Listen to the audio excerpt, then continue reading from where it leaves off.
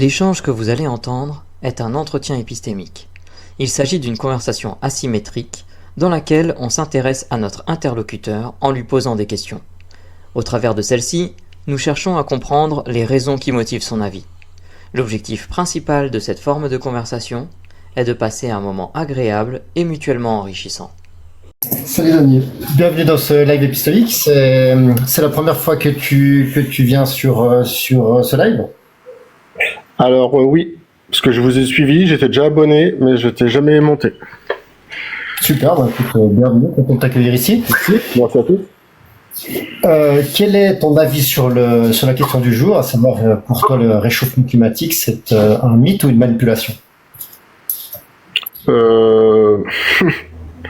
Ni l'un ni l'autre, c'est une réalité. Lundi, j'ai perdu un cheval de 19 ans, celle français, réformé, 19 ans. Coup de chaud, coup de froid, pam pam. Crise cardiaque, merci, au revoir. Dans le pré. Il avait de l'eau claire, du foin, de la prairie. Calanché. Dernière calcul, c'est en 2003. Une poule comme ça, plein été, 38, machin, le coq. Il était à côté de moi. Pop, prend une dernier souffle. Putain. On n'est pas prêt. Les humains sont très fragiles et c'est vrai que malheureusement, j'ai vu un scientifique le dire l'autre jour, c'est la première fois en mai qu'on a une canicule. Voilà. Ok, donc c'est pas une vue de l'esprit, c'est pas une vue de l'esprit, c'est pas une magouille de machin. Voilà. Donc pour toi, le réchauffement climatique est une réalité et tu me fais part de tes expériences liées à ça parce que donc tu es peut-être éleveur, agriculteur ou quelque chose comme ça et tu le constates par le fait que tes animaux décèdent de manière prématurée liée à la chaleur. C'est correct? C'est évident. À côté de ça, c'est pour ça que je me suis permis de monter, nous rentrons dans une époque glaciaire de 23 000 ans. Au niveau satellite, planète, nous rentrons dans une ère glaciaire de 23 000 ans. On est au pic du paradoxe des planètes pour passer pour 23 000 ans d'ère glaciaire. C'est pour ça que je me suis permis de monter. C'est pour vous dire ça. Regardez, vous verrez les cycles de la nature et de la Terre et des constellations. Vous verrez, nous allons rentrer dans 23 000 ans d'ère glaciaire. Et tout de suite, ça se voit pas. Mais on voit toutes les folies, les typhons, les tsunamis, les changements climatiques, de l'eau dans le désert, des pluies dans le désert. Moi, je suis en Charente-Maritime, je suis West Coast, c'est île de Ré, île de Léron, protégé par le Gulf Stream, un grand mouvement marin, voilà. On s'est fait éclater la semaine dernière, comme vous tous. On passe de 18 à 37 degrés en 2 jours. L'homme est fragile. On s'en rend pas compte, mais on a pris un coup de butoir. Tu ne crois pas à Thaïlande, alors que la veille, tu mettais une petite laine. Tu vois ce que je veux te dire? Voilà. Alors, que je comprenne bien, tu penses qu'on va vers une période plus fraîche, mais qu'avant, il y a un dérèglement fort climatique qui sont les prémices de ce refroidissement. C'est ça que tu crois? C'est un constat. Je l'ai vu en tant que j'aime bien les scientifiques, je suis extrêmement curieux. J'aime partager le savoir parce que je suis pas plus pauvre après qu'avant et j'aime partager les connaissances et j'espère que tu vas m'en apprendre. Mais c'est pour te dire que ce que j'ai vu, c'est que les scientifiques disent que nous rentrons dans une phase de 23 000 ans qui est cyclique. Je sais pas quelle planète ou quelle l'orbite de la Terre, c'est son axe qui fait que on va avoir un mouvement de 23 000 ans vers le froid. Donc, mais là tout de suite, qu'est-ce qu'on voit? C'est la mort, c'est l'eau dans le désert, c'est tout s'inverse, c'est voilà, en dehors de l'activité humaine qui rajoute, qui enlève ou qui se rend pas compte de ce qu'elle fait. Ok, donc alors, est-ce que j'ai correctement compris ce que tu penses, à savoir qu'il y a un dérèglement climatique, mais que ça annonce pas un réchauffement planétaire global, mais plutôt des prémices pour un refroidissement global par l'entrée dans cette ère glaciaire? Est-ce que j'ai bien compris? Ça. C'est complètement ça. Okay. D'accord. Alors, après, c'est comment 23 000 ans, hein, c'est une grande période. D'accord. Alors, quand tu dis 23 000 ans, c'est que ça va durer 23 000 ans et dans 23 000 ans, ça va se refroidir ou non, c'est l'inverse. D'accord. Alors, on est à la fin du cycle de chaud là. On va rentrer dans le froid. D'accord. On va rentrer dans le froid dans combien de temps? Je suis pas devant, mon ami. Je soigne des ulcères, mais l'invisible, j'en parle pas trop. Mais oui, voilà, je vais pas plus loin. Moi, je suis constateur comme toi et voilà, prendre 38, 39 fin mai. Ouais, le solstice, c'est le 21 juin normalement. C'est là où c'est la folie, quoi. Et là, on se fait dégommer. Ok, mais dans une période de temps, est-ce que dans 20 ans, il y aura une descente? Est-ce qu'on aura déjà entamé la descente des températures? Non, je peux pas le dire. Je suis pas devin, je te dis. Ok. Alors, j'essaie de comprendre en fait ta conviction. Oui, je comprends ce que tu veux me dire, mais tu veux me faire dire des choses que j'ai pas envie de dire parce que je suis scientifique dans le sens où j'adore la science et que j'aime la voir et les comprendre et les écouter parce que c'est pas à la mode d'écouter les gens qui ont du savoir et l'intelligence. Mais ces gars-là, ils le disent clairement, on est en fin de cycle. Je suis pas à 100 ans près. Tu vois, je serais peut-être largement mort. Mais en 2100, 2150, peut-être 2002, eh ben, on prend des moins 15, mais moins 15 en France, ils vont pas le prendre 3 semaines comme en 2012, ils vont le prendre 4 mois. Ou l'hyperfrost. L'hyperfrost, elle sera gelée.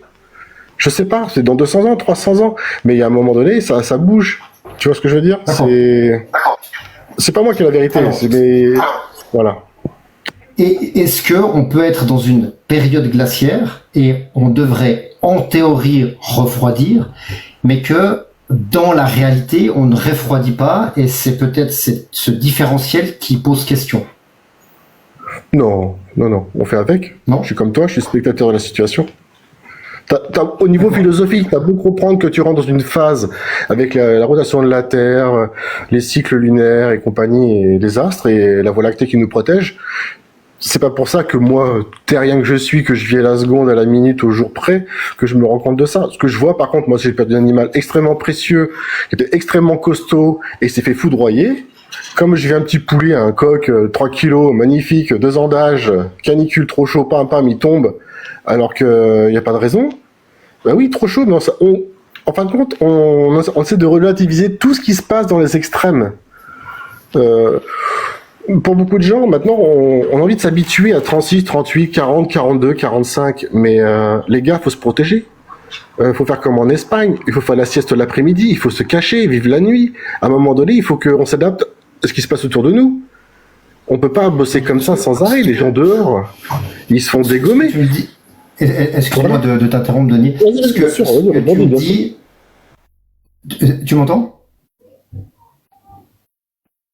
Ah, je t'écoute parce que des fois je fais des bruits de siège ou quoi. Voilà, je t'écoute, bien sûr. Non, oui. Ce que je comprends, c'est que tu t'adaptes à la situation que tu constates, mais tu ne sais pas comment la situation va évoluer. Est-ce que c'est mieux reformulé de cette manière? Je sais pas. Tu regardes les informations un petit peu. En dehors ça m'arrive de regarder les informations, mais est-ce que ça va répondre à ma question de ce que tu crois? Non, mais je regarde ta carte, elle est bidon. Elle est en Fahrenheit déjà. 91 en Fahrenheit américain, on s'en fout. La couche, le nord est plus froid que le sud, facile, bien joué, bingo. Mais le changement climatique, c'est pas ça. C'est plus de poissons. C'est quoi pour toi le réchauffement climatique?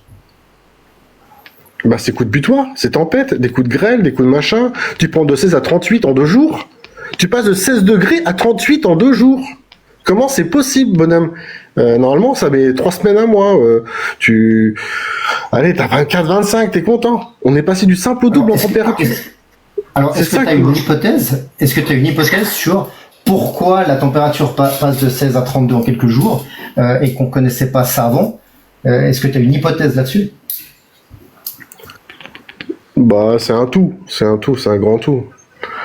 Tu vois en ce moment les batteries électriques. Non mais il y a plusieurs causes. Il y a des effets, mais il y a des causes. Celle qui est la plus importante, celle que tu penses qui est la plus importante et qui a le plus d'influence là-dessus. Bah, tricher sur l'oxygène. Le gaz rare qui nous permet de respirer. Le gaz rare, l'oxygène.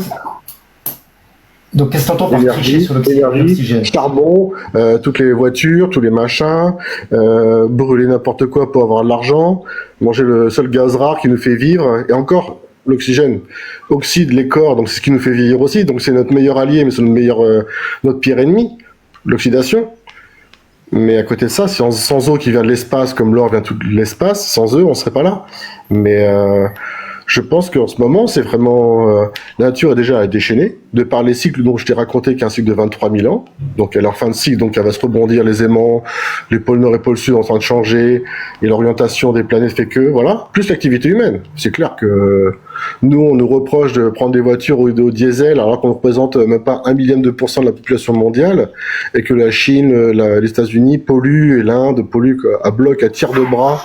Ils changent des courants de vent, des courants d'eau. Tu vois ce que je veux dire? On est, voilà, c'est surtout Alors, ça qui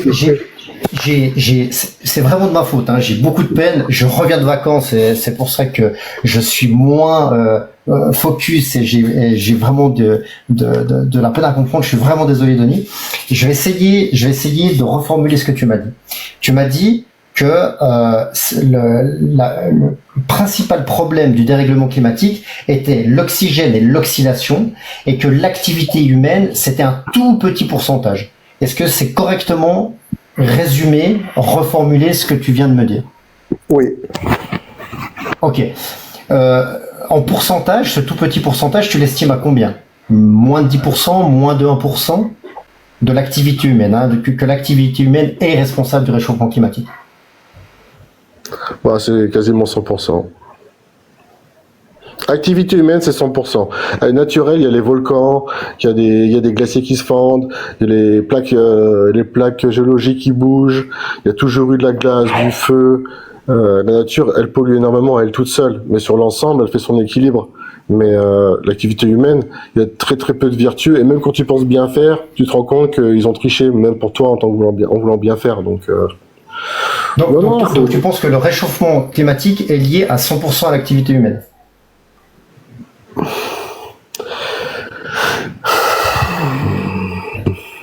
Ouais, je pense, ouais. D'accord. On a tellement triché avec la nature, je pense que oui. Même d'elle-même, elle fait des choses bizarres qui consomment énormément, mais je pense que vraiment ce qui se passe, voilà. Je vais pas faire le Trump, je vais pas dire que le réchauffement climatique c'est une foutaise de l'esprit. Comment dire, une vue de l'esprit. C'est pas possible. C'est pas possible. Il y a des villes, quand tu vois les plus polluées au monde, les gens crèvent dans la ville tellement le nuage de pollution n'arrive pas à sortir de l'activité elle-même entre elles. Tu vois bien que les gens se tuent eux-mêmes, quoi. Comment t'en es arrivé à penser que le réchauffement climatique est lié à 100% à l'activité humaine? Comment t'es arrivé à cette conviction-là? Bah, un petit peu d'histoire. Quand tu vois les premiers réfrigérateurs qui étaient avec des gaz qui ont mangé l'ozone. Je sais pas, tu me parais un petit peu ancien. Moi, j'ai 47 ans, tu me parais un peu dans mes âges. Tu te souviens de l'histoire du scandale? J'en ai 46, donc on est... Ah, tu vois, on est pas mal. On avait 5 ans, ça faisait une grosse différence. Aujourd'hui, ça fait plus de... Voilà, c'est pour ça que, voilà, j'aime bien ta répartie, voilà, parce que je rebondis sur ce que tu viens de dire. L'ozone, ça te dit pas quelque chose il y a quelque temps? On était gamin, c'est pas notre faute, hein. Mais tu te souviens? Début des années 90 à peu près, Tu te souviens de ça? Je te dirais comme ça. Les hommes, ils mettent des frigos pour faire du froid, ils l'excitent, donc du coup, donc ils créent un frigo, et quand tu lâches le gaz, pam! On a mis combien de temps? Il paraît qu'il commence tout juste à se résorber, l'ozone. Et l'ozone, c'est un peu notre UV, ta crème solaire de la planète Terre. Bon, bonjour tout le monde, je suis arrivé au cours de votre conversation. Je trouve le sujet... On fait des entretiens 1 à 1 et tu auras 15 minutes après pour discuter avec un de mes collègues tout seul. Hein. Excuse-moi, il faut te muter pour l'instant. Merci beaucoup. Oui, Denis, je te laisse continuer. Non, c'est pour te dire que l'activité humaine a fait beaucoup de mal. On sait que le charbon pour produire de l'énergie, en Angleterre, au 19e siècle, c'est l'industrie du charbon, le fer et compagnie. Ils ont pollué. Londres était couvert de noir, les gens crevaient à 40 ans. L'énergie, manger le gaz rare qui est l'oxygène pour produire l'énergie et avancer et créer des billets de banque de toute la mafia qui est pas nouvelle, hein, peut-être 2000 ans, l'époque de Jésus, peut-être même un peu avant. Mais il y avait des début de mafia, de drogue, de pièces, qui créaient plus, toujours plus. Et pour revenir à notre changement climatique, moi, ce que je vois, c'est extrêmement violent. Je sais que c'est que le début, mais j'ai pas la solution. Et je suis comme toi, je suis dans le constat, et c'est bien d'en parler. Voilà, merci de l'accueil. D'accord.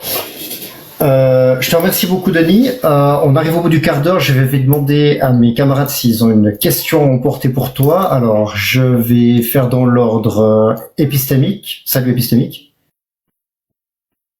Oui, salut tout le monde. Désolé, j'étais pas focus à fond, donc non, j'ai pas de questions. Pas de souci, merci beaucoup. John, est-ce que tu as une question à emporter pour Denis? Ouais, salut Denis. J'ai une petite question parce que j'ai trouvé intéressant ce que tu as dit et je voulais savoir, est-ce qu'il y aurait quelque chose que tu pourrais découvrir et qui t'amènerait à te dire, ah, peut-être qu'en fait, je me suis moi-même trompé dans ma propre estimation. Parce que tu as l'air d'avoir les idées assez claires et tu constates des choses qui sont cohérentes avec ce que tu vois chez les scientifiques. Et du coup, je me pose la question, est-ce qu'il y aurait quelque chose que tu pourrais découvrir qui te ferait te dire, tiens, peut-être que, en fait, on se trompe? Salut. Eh ben, pas forcément parce que je suis pas au carré, entre guillemets au carré. J'ai pas un truc. Je vais te dire, en 2080, il va se passer ci. En 2050, il y aura -20 pendant 2 mois. Non, je suis pas extrémiste de l'idée. Moi, je suis plutôt philosophe et curieux et je vois la tendance. On tend vers l'infini de beaucoup de sujets. Et dont tu parles, c'est j'apprends tous les jours. C'est l'avantage d'être curieux, je me fais surprendre et j'écoute, et merci de m'inviter, mais surtout j'écoute les gens et voilà. Et non, c'est vrai que la violence de perdre des baies, de voir des gens souffrir, que oui. C'est une question emportée en fait, c'est des questions pour réfléchir le lendemain sous la douche et du coup ça amène pas une réponse immédiate. Soyez adaptez-vous, prenez des douches froides, mettez moins de savon, mangez léger, cachez-vous quand il fait 38 degrés, faites pas les malins, les pas faire du sport, demandez à votre patron d'aménager vos heures de travail, faut survivre les gars, faut survivre, c'est un travail d'équipe, il faut vivre sur la planète, c'est un challenge depuis. Alors justement dans le travail d'équipe, je vais demander à Mélanie si elle a une question à emporter pour toi. Non, j'en ai pas. Moi non plus. Ok, merci Russell. Je vais te poser la dernière question, Denis, qui est la plus importante pour nous. C'est comment tu t'es senti pendant notre entretien cet après-midi? Très bien, très bien. Je suis bavard parce que j'ai envie de parler. Merci beaucoup d'être passé. Voilà, merci. Ouais. Et puis je te souhaite une bonne fin de journée. Je te dis à bientôt. Merci. Toi aussi. Merci. J'irai voir Merci Denis. Attention. Je te laisse descendre tout seul ou tu vas fondre comme neige au soleil? Non, je vais descendre comme un grand, mon ami. C'est pas mon premier live. Merci beaucoup. Bonne journée à tous. Merci beaucoup. Je vous écoute. Bonne journée.